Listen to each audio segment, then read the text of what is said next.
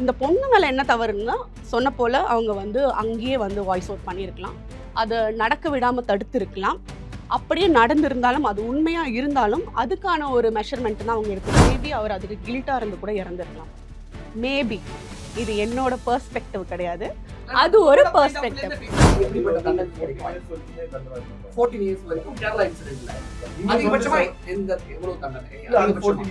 Full டைமும் படி படி படி படின்னு சொல்லியிருக்கோமே தவிர அவங்களுக்கு தேவையான நம்மளுடைய சில குவாலிட்டிஸ் நம்ம சொல்லி தர்றது கிடையாது. கேரளாவில் நடந்த சம்பவம் போல் இப்போ நடக்கும்போது உண்மையாகவே நடக்குதுன்னு வச்சுக்கோங்களேன், அந்த ஒரு பொண்ணு வந்து வாய்ஸ் அவுட் பண்ணுறதுக்கு பயப்படுவா.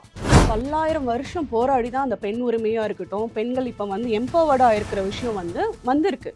இப்போது இதுக்குள்ளே என்ன ஆகுதுன்னா, உண்மையாக பாதிக்கப்பட்ட பெண்களே வந்து வெளியே வந்து சொல்லறதுக்கு பயப்படுவாங்க.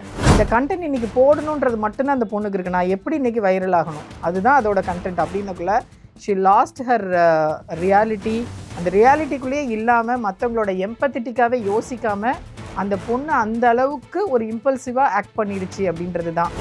ஃபஸ்ட்டு எப்படி ஒருத்தவங்கள்ட்ட பேசணும், ஒருத்தவங்கள்ட்ட எப்படி பழகணும், ஒரு பேச்சு எப்படி இருக்கணும், ஒரு ப்ராப்ளத்தை எப்படி நீ சால்வ் பண்ண போகிற, ஃபஸ்ட்டு உனக்கு என்ன ப்ளஸ் அண்ட் மைனஸ் தெரியுது, இது எதுவுமே அவங்களுக்கு தெரியாது.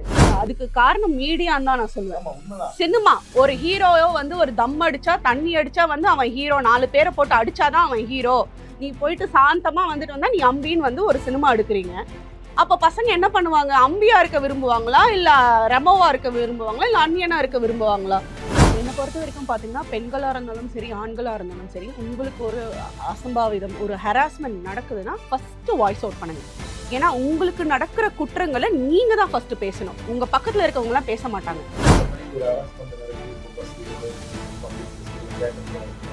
கண்டிப்பாக வந்து அதனால் வந்து லீகலாக வந்து போலீஸ்கிட்ட போய் ஒப்படைங்க. அந்த பப்ளிக்கா போஸ்ட் போடாதீங்க.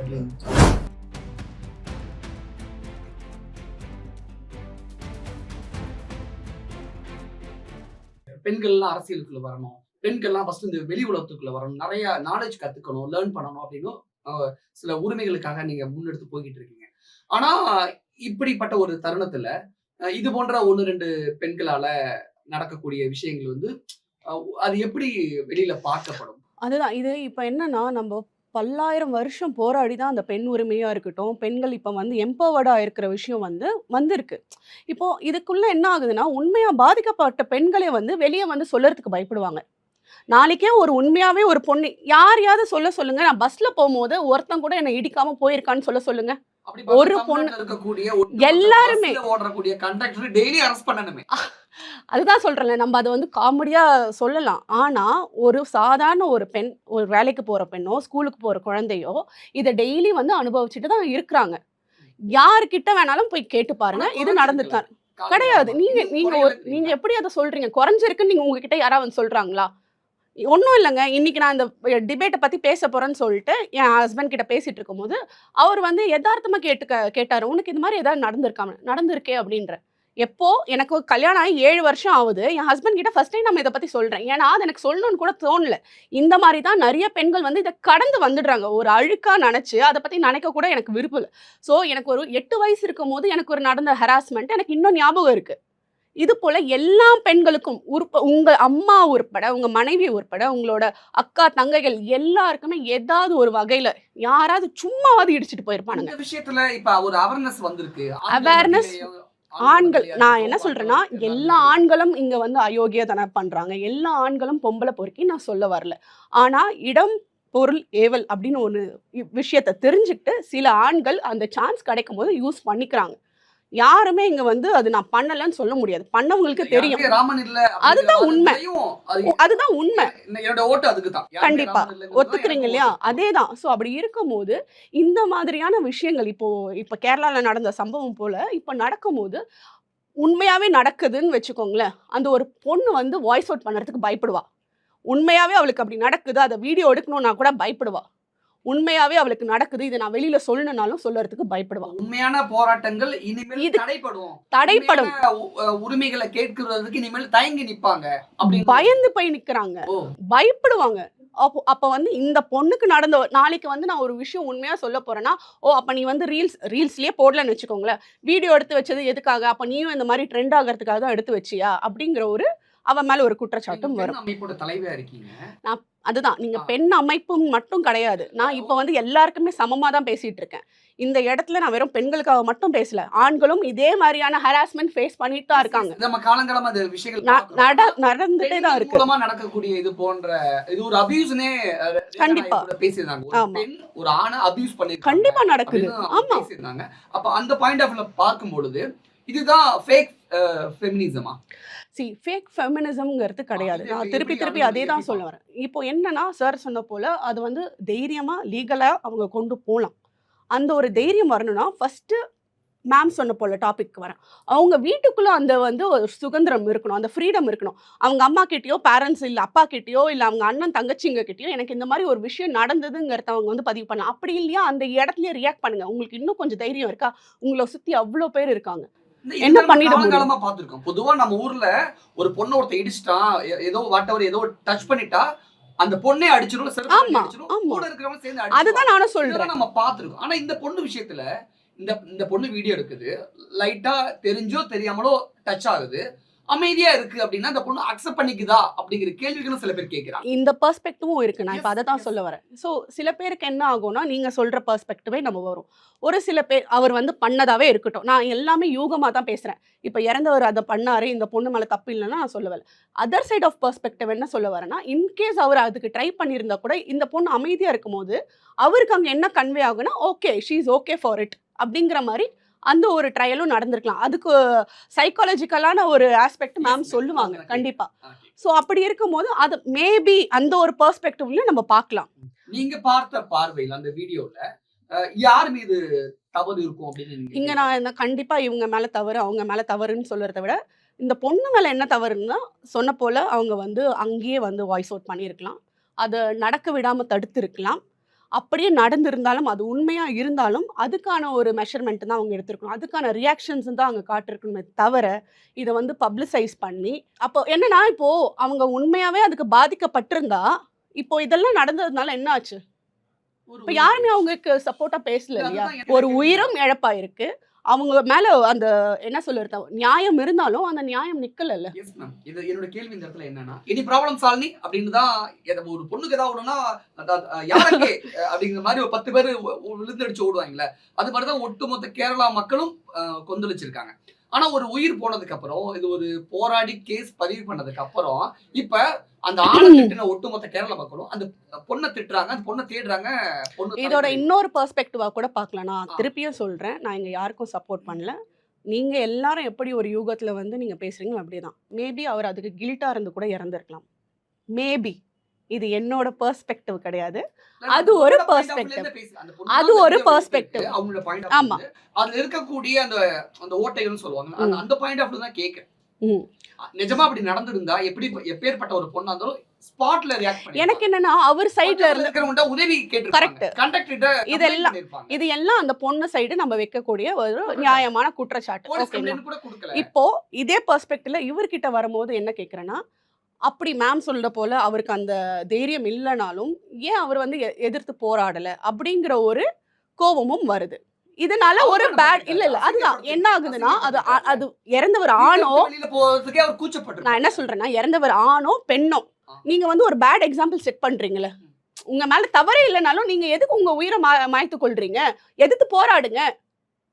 அப்ப அவர் மேல நான் இந்த குற்றச்சாட்டு வைக்கலாமா? அசிங்கப்பட்டுட்டாரு. அதோட வெளிப்பாடு இது என்ன பண்றதுனே தெரியல அப்படின்னு. நான் அதுதான் சொல்றேன்ல. திருப்பி ஒரு இறந்தவர் மேல நம்ம திருப்பி அது வந்து ஒரு பெர்ஸ்பெக்டிவ் வைக்கிறதோ, இல்ல அவரை வந்து மேல குற்றச்சாட்டு சொல்றதோ எனக்கு அதுல உடன்பாடு இல்ல. ஆனா இதுல நான் என்ன சொல்ல வரேன்னா, இந்த மாதிரியான ஆஸ்பெக்ட்ஸ்லாம் இருக்கு. இதுக்கப்புறம் இது வந்து இப்போ வந்து ஒரு ஆக்ஷன் நடந்து முடிஞ்சிருச்சு. இதோட ரியாக்ஷன்ஸ் வந்து அடுத்த ஜெனரேஷனுக்கோ, இப்ப அடுத்து எதிர்கொள்ள போற பெண்களோ, ஆண்களோ இது மூலியமா நம்ம என்ன டேக் அவே மெசேஜ் எடுத்துட்டு போறோம்? அது கரெக்டா எடுத்துட்டு போறோமா? அதுதான் என்னோட கேள்விக்குறி. அதோட பயம் இன்னொன்னு என்ன எனக்கு ரொம்ப பயமா இருக்குன்னா, இதுக்கப்புறம் பெண்கள் வந்து இத பத்தி பேசாம இருக்க போறாங்களோ, இல்ல ஆண்கள் வந்து இத வச்சு வேற மாரியான ஒரு விஷயங்கள் கிரியேட் ஆக போகுது. அதுக்காக நான் திருப்பியும் சொல்ல வரேன். எல்லா ஆண்கள் மேலயும் நான் குற்றம் சொல்ல வரல. ஸோ காலங்காலமா பெண்கள் வந்து இந்த மாதிரி ஒரு ஹராஸ்மெண்ட் ஃபேஸ் பண்ணியிருக்காங்க. நிறைய குழந்தைகள் வந்து கற்பழிச்சு உயிர் இழக்கப்பட்டு இருக்கு. ஓகேங்களா? ஆண்களும் அதே போல இப்ப இந்த கவின் சம்பவத்தெல்லாம் எடுத்துக்கோங்க. அதுவும் ஒரு உயிர் தான். எல்லாத்துக்கும் கொந்தளிக்கிறவங்க ஒரே மாதிரி கொந்தளிங்க. எல்லாமே உயிர் தானே. அதுக்கு ஏன் பாரபட்சம் பாக்குறீங்க? ஓகே மேம், உங்ககிட்ட இப்ப இருக்கக்கூடிய ஜென்சிய புரிஞ்சிக்கவே முடியலையா? அந்த ஒரு அட்டென்ஷன் சீக்கிங்காக இப்படி எல்லாம் பண்றாங்களா? இதோடைய உள்ளார்ந்த அந்த உளவியல் சார்ந்த மனநலம் சார்ந்த விஷயங்கள் இங்க என்ன நடந்துகிட்டு இருக்கு, எதனால இப்படி எல்லாம் நடந்திருக்கும் அப்படின்னு அனுமானிச்சு ரொம்ப தேவையான ஒரு கொஷின் கேட்டிருக்கீங்க சார் நீங்க. பிகாஸ் ஜென்சியை எப்படி ஹேண்டில் பண்ணுறதுன்றதே எங்களுக்கே கன்சல்டேஷனில் we are preparing our self. ஏன்னா இப்போ இருக்கிற குழந்தைங்களோடைய அவங்களோட பார்வை, அவங்களோட பர்செப்ஷன் எல்லாமே ரொம்ப டிஃப்ரெண்ட்டாக இருக்குது. இப்போ பார்த்தீங்கன்னா ஃபார் எக்ஸாம்பிள் இப்போ அவங்கள வளர்கிற விதமே மாறி இருக்கு. இப்போ நம்மளோட பேரண்டிங் ஸ்டைல் இஸ் டிஃப்ரெண்ட். அவங்களோட parenting style most of the parents are going for work. அப்போது அங்கே எமோஷனல் சப்போர்ட்ன்றது ஒன்று கிடைக்கவே இல்லை.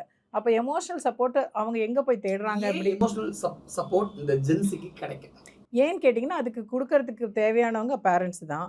பேரண்ட்ஸ் அவங்களோட வாழ்வாதாரத்துக்காகவும் இப்போ எப்படி சொசைட்டி மாறிடுச்சுன்னா, எப்பயுமே நம்ம ஒரு எலைட் குரூப்பாக காமிக்கணுன்ற ஒரு ஃபோர்ஸ்ஃபுல்க்கு அவங்க போயிடுறாங்க.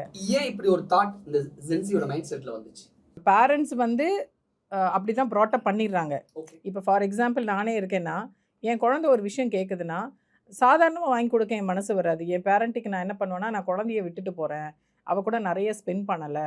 அப்போ நான் ஒரு ஒரு அம்மாவாக இருக்கக்குள்ள அதில் எனக்கு ஒரு கில்ட் வரும். அப்போ நான் என்ன பண்ணுறேன், என் பிரெயின் வாண்ட் டு காம்பன்சேட். அப்போ நான் என்ன பண்ணுறேன்னா, அவளுக்கு தேவையான ஒரு விஷயத்த பெஸ்ட்டாக நான் கொடுக்குறேன். அப்போ இது எப்படி புரிஞ்சுக்கலாமா? எந்த ஒரு அம்மாவுக்குமே ஒரு பிள்ளைய ஒழுங்காக வளர்க்க தெரியல அப்படின்னு எந்த அம்மாக்களையும் வளர்க்க தெரியலன்னு சொல்லக்கூடாது.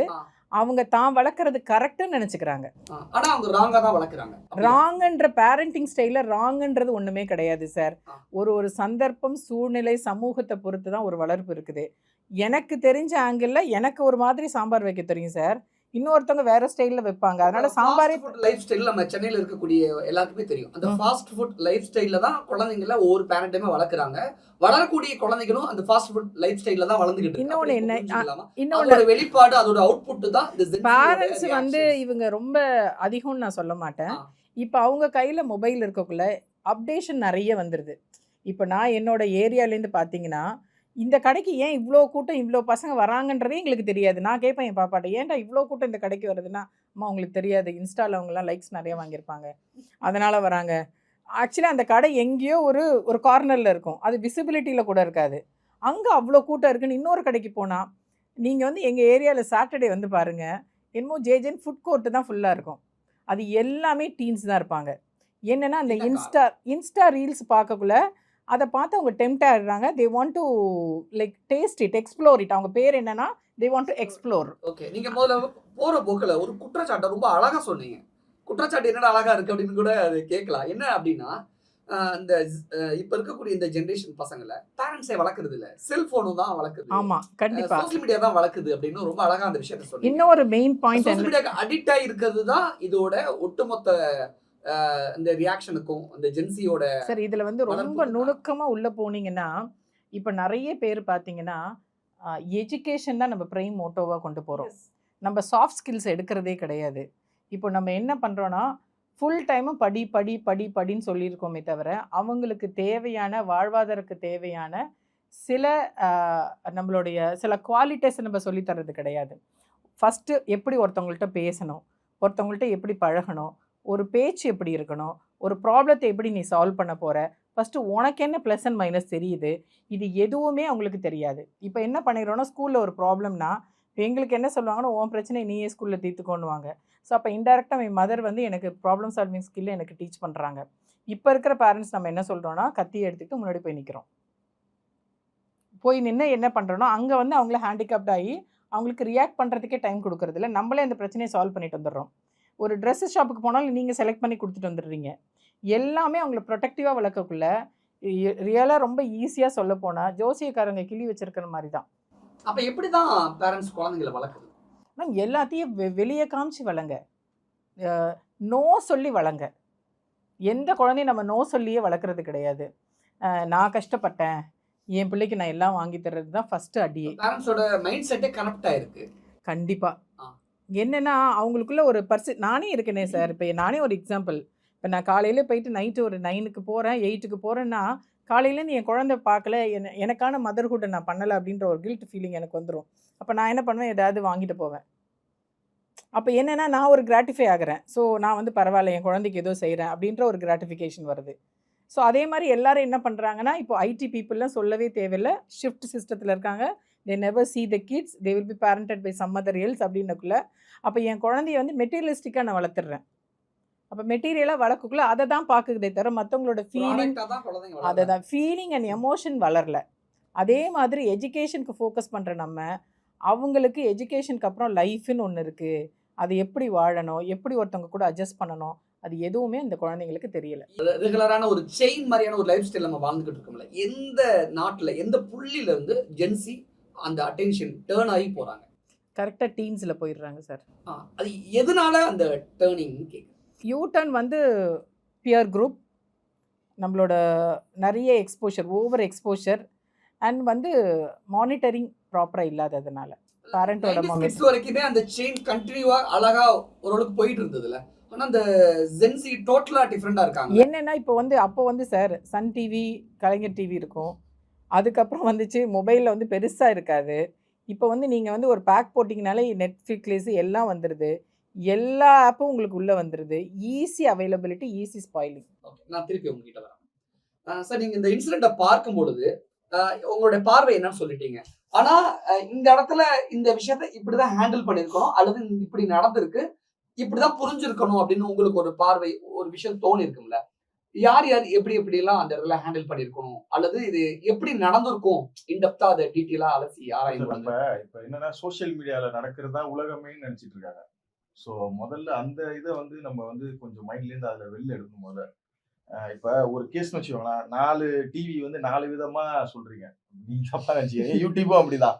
இப்போ ஒரு விஷயம் நடக்குதுன்னா அது என்ன, அதுல வந்து ஃபேக்ட் என்னன்றது யாருமே சொல்லாம இப்போ மேம்போக்கா புரிஞ்சுட்டு அவங்கவுங்க அனுமானத்துல இப்படி நடந்துச்சு, இவங்க இப்படி பண்ணிட்டாங்க, இவங்க இப்படி ஏமாத்திட்டாங்க, இவங்க தான் அக்யூஸ்டுன்னு கோர்ட்டு தீர்மானிக்கிறதுக்கு முன்னாடி இங்க சோசியல் மீடியா தீர்மானிச்சிருது. இப்போ அதுதான் வந்து கொஞ்சம் நமக்கு ஒரு மாற்றத்தை கொண்டு வரணும்.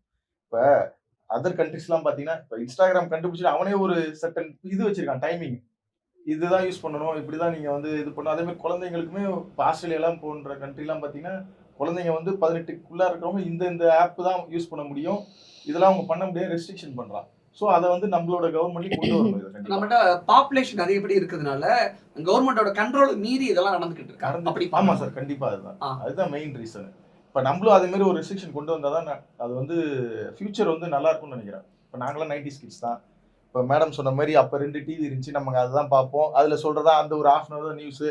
இப்போ ஒரு படம் போறோம்னா நம்ம அது மட்டும் தான். இப்போ அவங்களுக்கு ஈஸியா எல்லாமே அக்சஸ் ஆயிடுது. இப்போ தைரியம் எங்க இருந்து வருது உங்களுக்கு? எதனால இப்படி ஒரு தைரியம் வருது? பேரண்ட்ஸ் தான். எதுக்கு அந்த கேள்வி கேட்கிறேன்னா, ஒட்டுமொத்த கேரளா மக்களும் அந்த ஆண் தான் தப்பு அப்படின்னு சொல்லி திட்டினவங்க இப்ப அந்த பொண்ணு தப்புன்னு மாறிட்டாங்க. அப்ப அந்த பாயிண்ட் ஆஃப் வியூல இருந்து இந்த கேள்வி நான் கேட்கிறேன். அப்ப அந்த பொண்ணு பண்றது தப்புன்னு அந்த தைரியத்தை கொடுத்தது யாரு?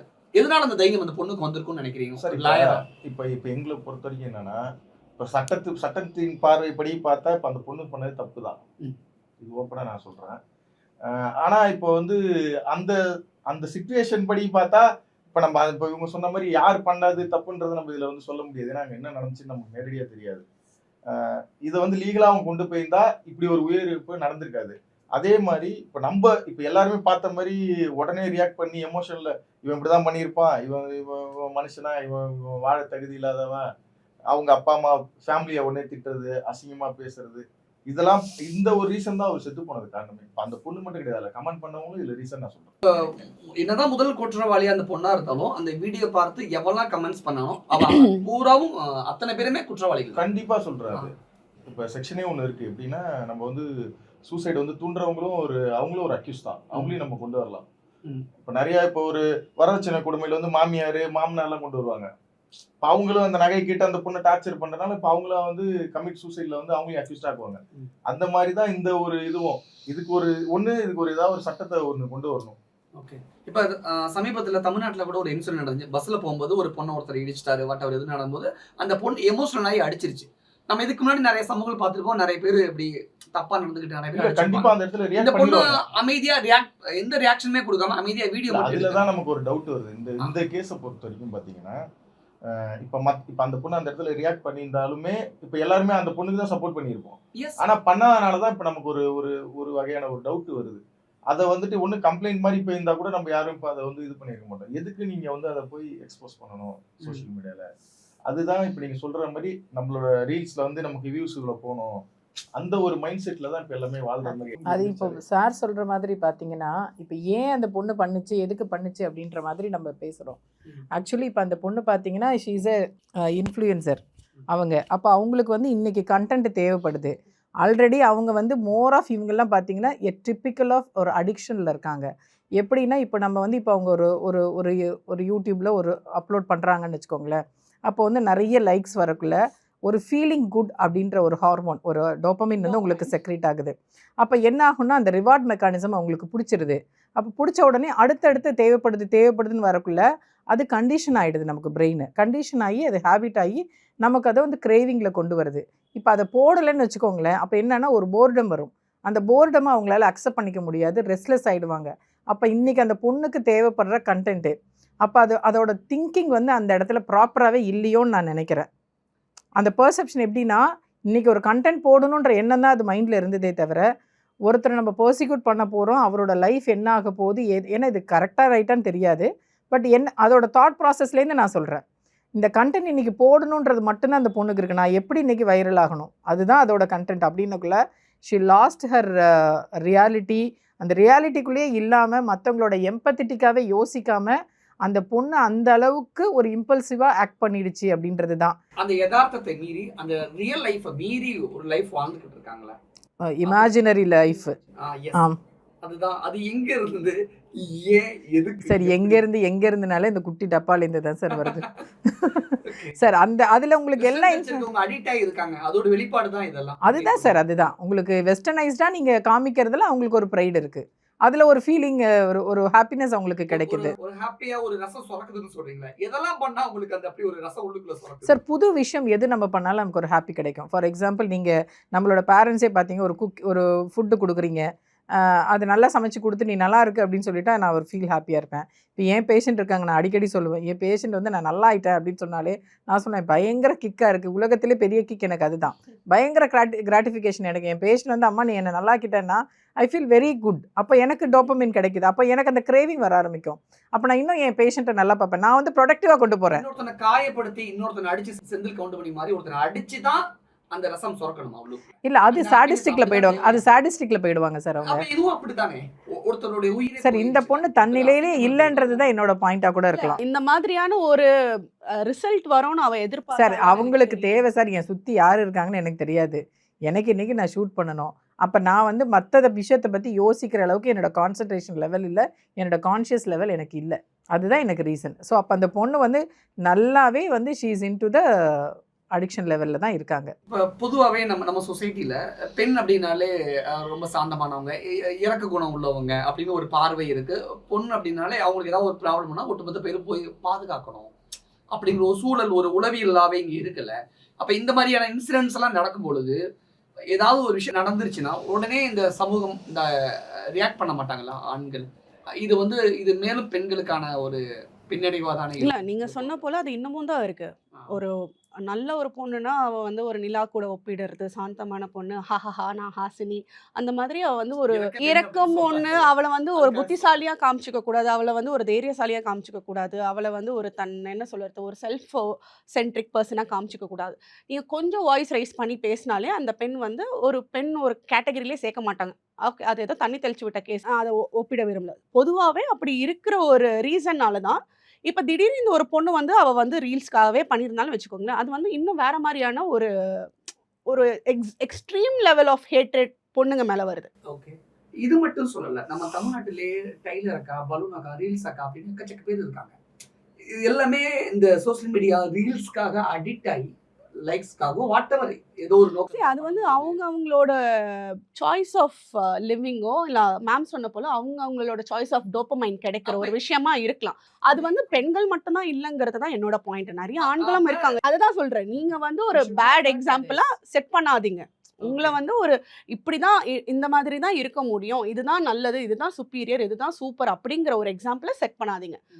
மற்றவங்களுக்கு அது வந்து பாதிப்பு இல்லையா, அது மற்றவங்களை வந்து தவறான வழி நடத்தலையா, அது உங்களுக்கு சந்தோஷம் தருதா, தாராளமாக பண்ணுங்க. அது எதுவானாலும் இருக்கலாம். ஒருத்தங்களை நீங்க வந்து செதைச்சிட்டு ஒருத்தங்களுக்கு ஒரு பேட் எக்ஸாம்பிள் ஒப்பீனியனா நீங்க வந்து செட் பண்றீங்கன்னா அது நல்லது கிடையாது. அதுதான் இந்த மனநிலை எது மாதிரியான ஒரு மனநிலை? சாடிஸ்ட் மாதிரியா அல்லது சார் சாடிஸ்ட்ன்ற பெரிய வார்த்தைலாம் அந்த பொண்ணுக்கு சொல்ல விரும்பல. இது அதோட ஆண்களும் பண்றாங்க? ஆமா, இது வந்து சேர்த்துதான் அந்த கேள்விக்கு. சார் இந்த ட்ரெண்டிங்ல வர்றாங்க சார். அவங்களோட இதுதான் ஜென்ரேஷன் கேப்ன்றது. அவங்க நம்ம பாத்துலேருந்து அடுத்த பாத்துல டீவியன்ட் ஆகி போயிட்டு இருக்காங்க. அதுல வந்து சில விஷயங்களை நம்ம கொஞ்சம் சொல்லி கொடுத்து வளர்க்கணும். டிசிப்ளினோட செல்ஃப் டிசிப்ளின், மேடம் சொன்ன மாதிரி செல்ஃப் டிசிப்ளின். நீ அந்த பொண்ணு வந்து எடுத்துக்கோ, வீடியோ எடுத்துக்கோ, எது வேணாலும் ஆகட்டும், but it should not hurt others. மற்றவங்களோட இன்னர் சர்க்கிள்குள்ளே நீங்கள் போகக்கூடாது. வீட்டில் பேரண்ட்ஸும் குழந்தைங்களை கைட் பண்ணுறது கிடையாது. ஸ்கூலில் ஆசிரியர்களும் கம்பை கீழே போட்டுட்டு விட்டதுனால ஓவர் ஃப்ரீடம். நீங்க என்ன கைட் பண்ணுங்க, என்ன வேணாலும் பண்ணுங்க, எண்ட் ஆஃப் த டே நானா இருக்க போறேன்னாங்கிறது என்கிட்ட தான் இருக்கு. நான் நல்லவளா இருக்க போறேன்னா கெட்டவளா இருக்க போறேன்னா ஜென்சின் இல்ல, it could be any human being. ஓகேவா? நான் என்னவா ஆக போறேங்கிறது நீங்க என்ன 1000 ஸ்கூல்ல படிப்பு கொடுங்க, 1000 பேரண்ட்ஸ் சொல்லி கொடுக்கட்டும், 1000 நல்ல ஃப்ரெண்ட்ஸ் உங்களை சுத்தி புத்தர் இயேசு இருந்தாலும், நான் எனக்கு ஒரு விஷயம் பிடிக்கல, நான் ஏதோ தப்பு பண்ண போறேன்னா அதை நான் முடிவு பண்ண போறேன். அதுதான் உண்மை. இங்க வந்து சுய ஒழுக்கம் தான் இங்க முக்கியம். அது ஆண்களா இருக்கட்டும், பெண்களா இருக்கட்டும், இல்ல திருநங்கை யாரா வேணாலும் இருக்கட்டும். ஆனா ஜென்சின்னு சொன்னால ஒட்டுமொத்த பேர் பதறாங்களா? ஐயோ அப்படிங்கிற மாதிரி எல்லாம் பதறாங்க. See, அந்த அளவுக்கு அவங்க பண்றாங்களாங்கிற கேள்வி இருக்குல்ல. ஜென்சியை பொறுத்த வரைக்கும் என்னன்னா எல்லாமே வந்து take it free, care free moment. அவங்களுக்கு வந்து எமோஷ்னலா அட்டாச்மெண்ட் வேண்டாம், எமோஷ்னலா யாரு கூடயும் இருக்க வேண்டாம். அவங்களுக்கு வந்து அந்த மூமெண்ட்டை வாழணும்.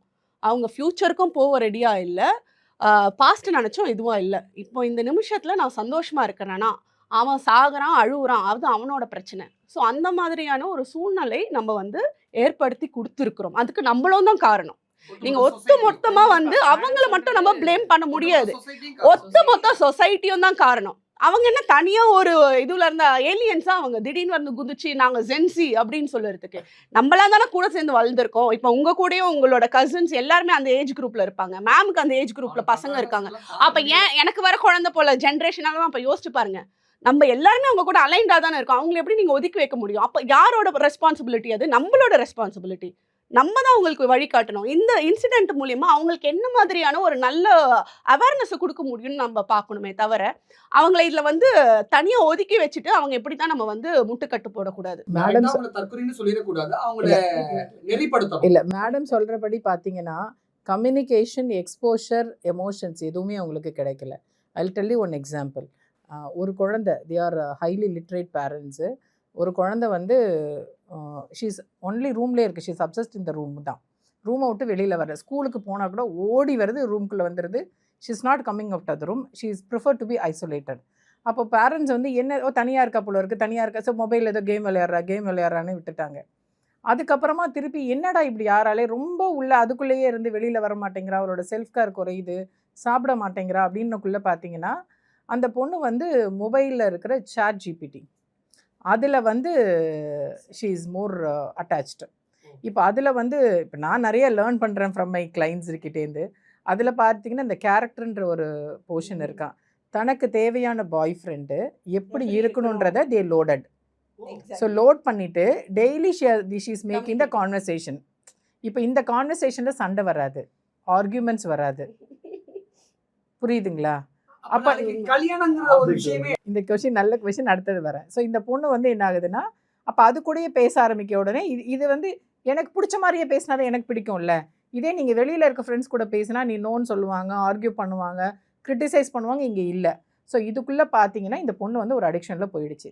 இப்போ எல்லாருமே இந்த பொண்ணு ஒரு அடிக்ஷன், இது வந்து இப்படி சாட் ஜிபிடிக்குள்ளே போயிட்டு இருந்தால் எல்லாரும் சொல்லுவாங்க. என்னோட பெர்செப்ஷன் ஏன் அந்த குழந்தை உள்ளே போச்சு?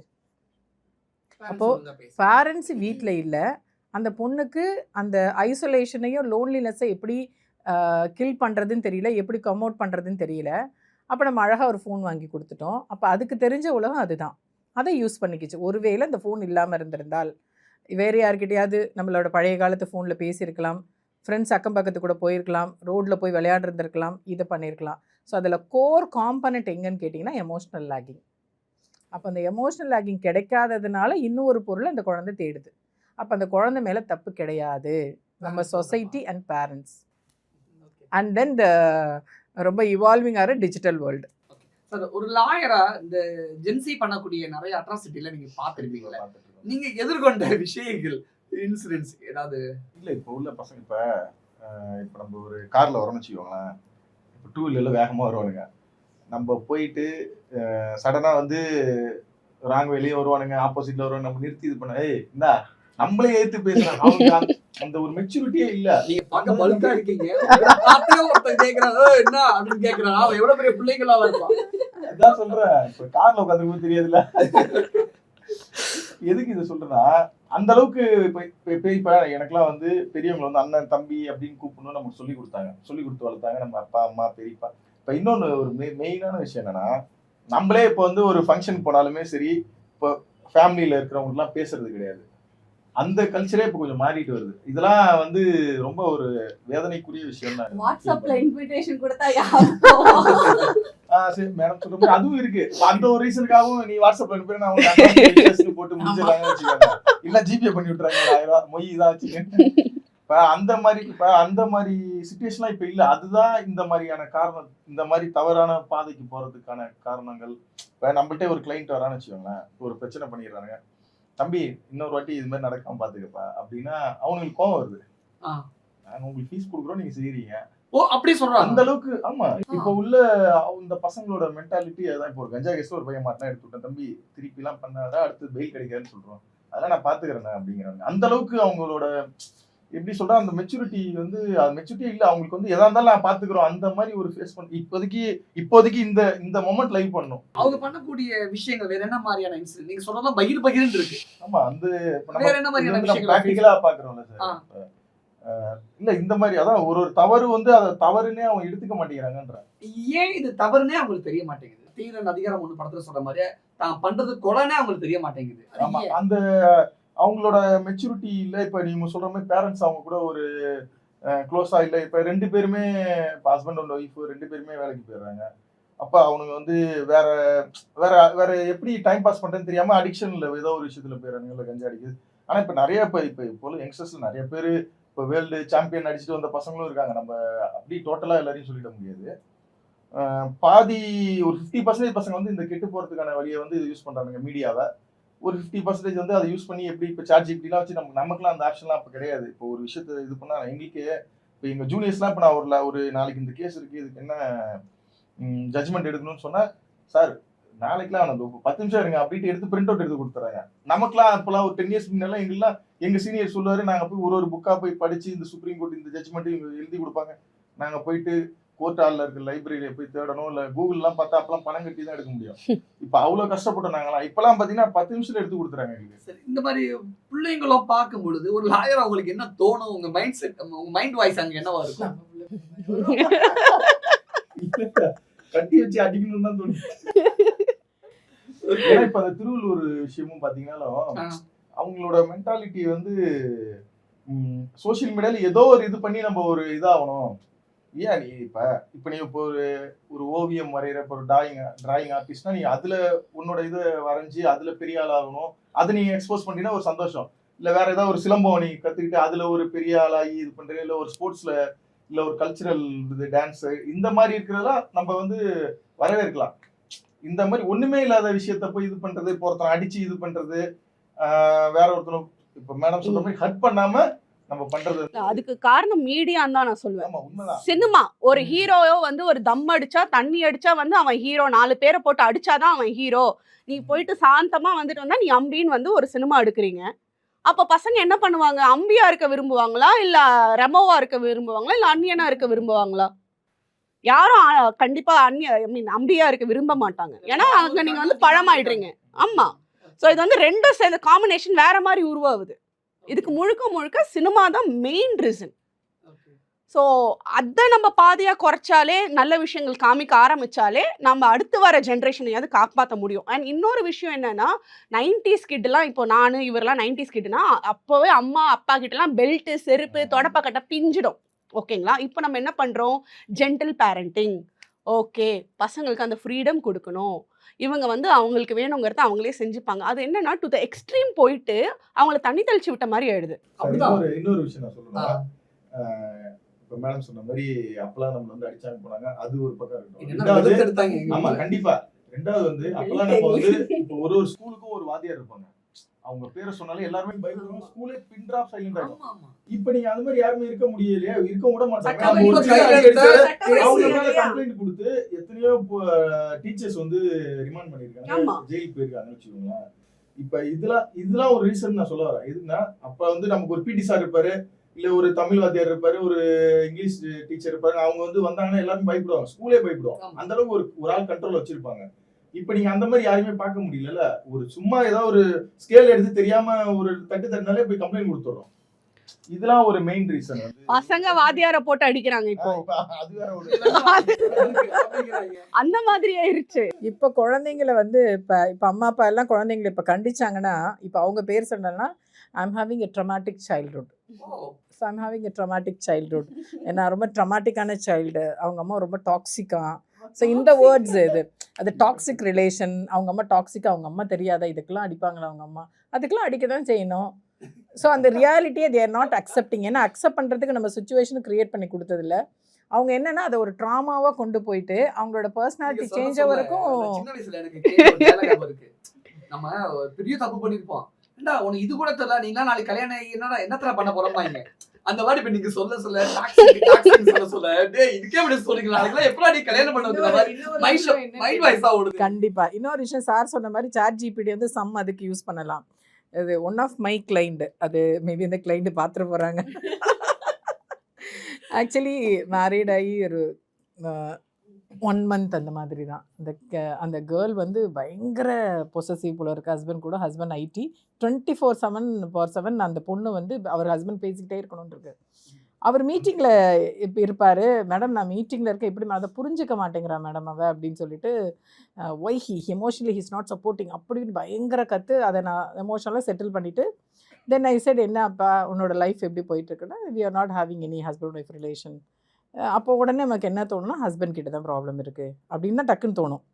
ஸோ உடனே என்ன கிட்ட இல்லை மேடம் நாங்கள் ஏற்கனவே சில டாக்டர் கிட்டலாம் போயிட்டு வந்தோம், அவரை வந்து நாங்கள் பார்த்துட்டோம், அவர் வந்து ஓ மேலே தான் பிரச்சனை அனுப்பிட்டாரு. ஸோ ஐ செட் இந்த தடவை உங்கள் ஹஸ்பண்ட் என் கூட வர வைங்கன்னு. So I'm having a plan, like husband வந்தால் பிரச்சனை இல்லை, வரலைன்னா பிரச்சனை இருக்குது. ஸோ நம்ம ஒரு அசம்ஷனில் வரோம். அவர் வந்தால் அவ்வளோ நல்ல மனுஷன், மேடம் என்னை என்னாலலாம் சின்ன பின்ன பண்ணக்கூடாது, எல்லாம் பண்ணி முடிச்சிட்டாங்க, எனக்கு வந்து நான் வந்து இம்பார்ட்டன்ட்னே என்ன சொல்லிட்டாங்க மேடம் அப்படின்ட்டு. ஒரு வீடியோ கூட வந்துருச்சு. இதே மாதிரி ஒரு ஹஸ்பண்ட் ஒய்ஃப் பிரச்சனைக்காக ஒரு சைக்காலஜி உங்களை மாதிரி மனநல மருத்துவர் தேடி போறாங்க. அதம்மா பேசிக்கிட்டே இருக்கு, வேற ஒரு வார்த்தை கூட சொல்லல. இந்த ஹஸ்பண்ட் டாக்டர் பார்த்துட்டு சரிதான் பிரச்சனை உங்களுக்கு இல்லை, அங்கதான் பிரச்சனை. அப்புறம் இந்த ஹஸ்பண்ட் என்ன சொல்றாரு, எப்போ சண்டை போட்டாலும் உடனே இது மொபைல் போயிடுது மேடம், எனக்கு ஒரு கியூரியாசிட்டி, அதை பார்க்கணும்னு எனக்கு அவசியம் இல்லை, just I want to know what she is doing. என்னன்னு இப்போ ஹஸ்பண்ட் சண்டை போட்டால் உடனே அதுக்கு இந்த மாதிரி ஃபைட் நடக்குது. ஸோ வந்து how to handle my husband அவரோட நேம்.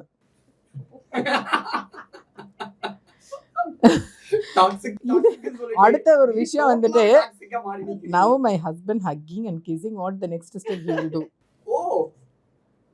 அவங்க ஹஸ்பண்ட் என்ன சொல்றாருன்னா மேடம் இது என்ன கேட்டதா நான் சொல்லியிருப்பேன்ல,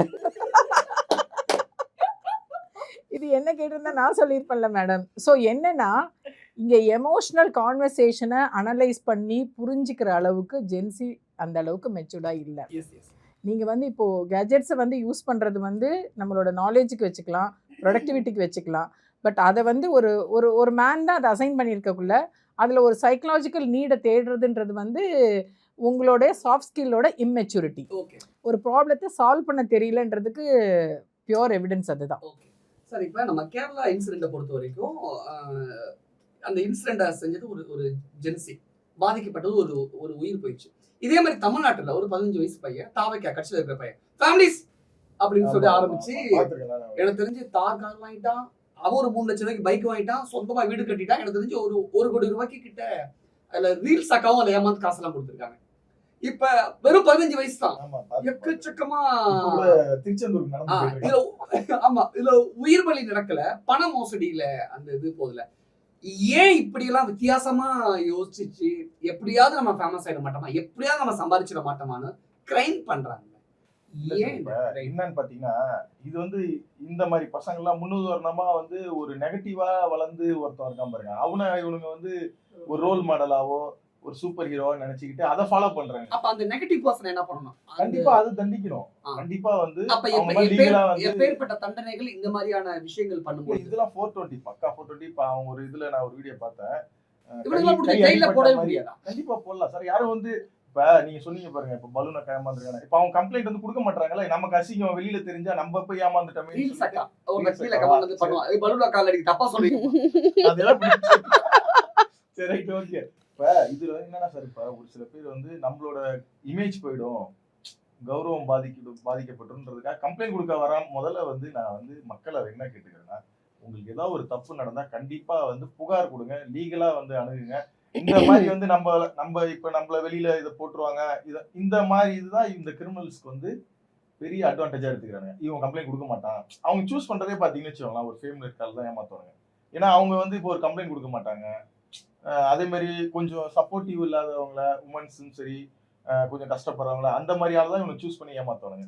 இப்ப இந்த ஃபேமிலிஸ் அப்படின்னு சொல்லி ஒரு 15 வயசு பையன் பணத்தை வாங்கி ஏமாத்தினால அவன் 420 கேஸ்க்குள்ள வருதுன்னா அவருக்கு என்ன மாதிரி தண்டனை கிடைக்கும்? இந்த கேரளா இன்சிடென்ட்ல ஒரு ஆணுடைய உயிர் போறதுக்கு ஒரு அந்த பொண்ணு காரணமா இருந்ததுல அது என்ன மாதிரியான செக்ஷன்ல வரும்? இது எப்படிப்பட்ட தண்டனை 14 கிடைக்கும்? இயர்ஸ் வரைக்குமே தண்டனை கொடுப்பாங்க. 14 இயர்ஸ் வரைக்கும் கேரளா இன்சிடென்ட்ல கண்டிப்பா. அதிகபட்சமா எந்த எவ்வளவு தண்டனை? இல்ல அது அதிகபட்சமா 14 இயர்ஸ். அவ்வளவுதான், ஜெயில் தண்டனை மட்டும்தான். ஆமா, ஜெயில் தண்டனை. அதுவே பெரிய விஷயம் தானே சார். இப்ப அவங்களுக்கு வந்து கிடைச்சிச்சுன்னா. ஓகே. இந்த இப்ப இந்த ஃபேமிலிஸ் பையனை பொறுத்த வரைக்கும் பாத்தீங்கன்னு வச்சுக்கோங்களேன், இவனுக்கு வந்து 420 தான் மேட் அவுட் ஆகுது. ஏன்னா ஏமாத்தி ஸ்கேம் பண்றான். இவனுக்கு வந்து 7 இயர்ஸ் வரைக்குமே கொடுக்கலாம். வேற அவ்வளவுதான். ஆமா, இவன் Fine. ஏன்னா இப்ப ஏன்னா 18 வயசுக்குள்ள தானே இருக்கான். இந்த 50 லட்சம் ரூபாய் ஜுலை, 1 இவனுக்கு கோடி வந்து ரூபாய் ஜுலை. வசூல் பண்ணிருக்கானா அந்த பணத்தெல்லாம் ரெக்கவரி ஆமா, ரெக்கவரி பண்ணுவாங்க. பண்ணிடுவாங்க. காரு, கார் வீடு, கண்டிப்பா பைக். கண்டிப்பா ரெக்கவரி சரி. பண்ணிடுவாங்க. இப்ப இந்த கேரளா இன்சிடென்ட் மாதிரி தமிழ்நாட்டிலே நம்ம நிறைய நடந்து பார்த்திருக்கோம்.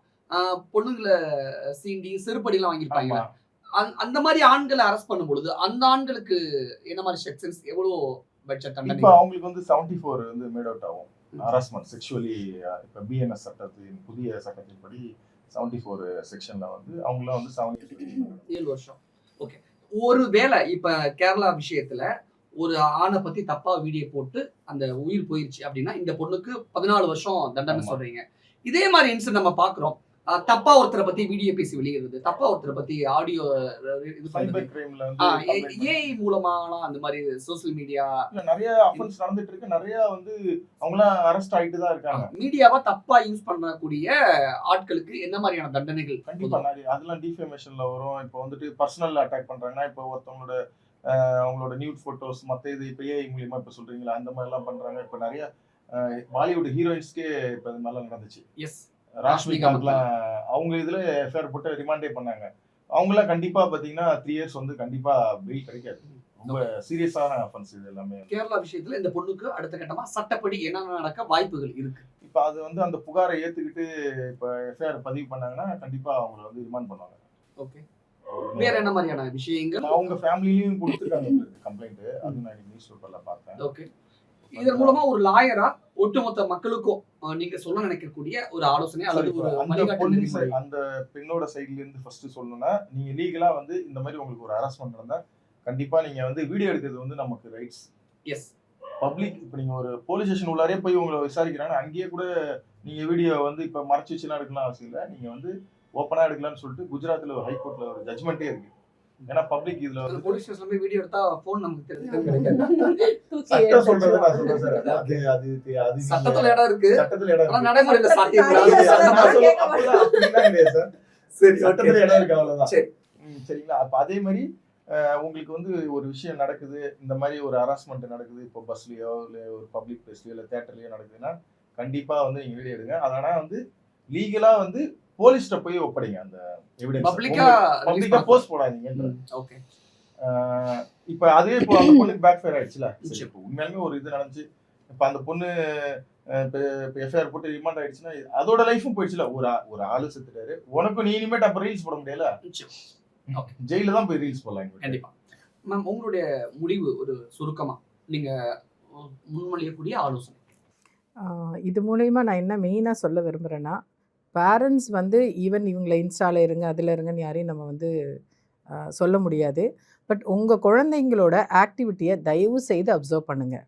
தென் அண்ட் தென் அவங்களுக்கு ஒரு வார்னிங்கோ இல்லாட்டி ஒரு அட்வைஸோ ஒரு இன்ஸ்ட்ரக்ஷனோ தயவு செய்து கொடுத்துட்டு இது தப்பு அப்படின்ற மாதிரி பண்ணுங்கள். இல்லை உங்கள் குழந்தையோட பிஹேவியரோ ஏதோ ஒரு மாற்றம் வந்து இல்லை இது ரொம்பவே இந்த ஃபோனில் அடிக்ஷனில் போயிடுச்சு, ரொம்ப அப்சஸ்டாக இருக்கா, இதனால் அவங்களோட படிப்போ இல்லாட்டி மற்றவருடைய குணாதிசயங்களும் மாறுதுன்னா ஒரு ப்ரொஃபஷ்னலோட ஹெல்ப் தேடுறது வந்து தப்பு கிடையாது. It is a strength. உங்களோட குழந்தை அடுத்த ஜென்ரேஷனுக்கு நல்லபடியாக கொடுக்கறதுக்கு நம்ம பண்ணுற ஒரு பெரிய விஷயமா இது இருக்கும். அதனால் எப்பயுமே ஒரு வாட்ச் குழந்தைங்கள பண்ணுறது ரொம்ப ரொம்ப நல்லது. இந்த மாதிரி இன்சிடென்ட்ஸ் நடக்கும்பொழுது ஒரு பெண்கள் அமைப்போட தலைவியா நீங்க சொல்லக்கூடிய ஒரு வழிகாட்டு நெறிமுறை டிப்ஸ்? என்னை பொறுத்த வரைக்கும் பார்த்தீங்கன்னா, பெண்களா இருந்தாலும் சரி, ஆண்களா இருந்தாலும் சரி, உங்களுக்கு ஒரு அசம்பாவிதம், ஒரு ஹராஸ்மென்ட் நடக்குதுன்னா, ஃபர்ஸ்ட்டு வாய்ஸ் அவுட் பண்ணுங்க. ஏன்னா, உங்களுக்கு நடக்கிற குற்றங்கள நீங்க தான் ஃபர்ஸ்ட்டு பேசணும். உங்க பக்கத்துல இருக்கவங்கலாம் பேச மாட்டாங்க. ஸோ நம்மளுக்கு வலிக்குதுன்னா நம்ம தான் கத்தணும். நம்மளுக்காக மத்தவங்க கத்த மாட்டாங்க. அதனால நம்ம கத்துறதுனால நம்ம தப்பானவங்க, நம்மள யாராவது மாத்தி ஜட்ஜ் பண்ணிடுவாங்கங்கிற பயத்த ஃபர்ஸ்ட்டு விட்டுடுங்க.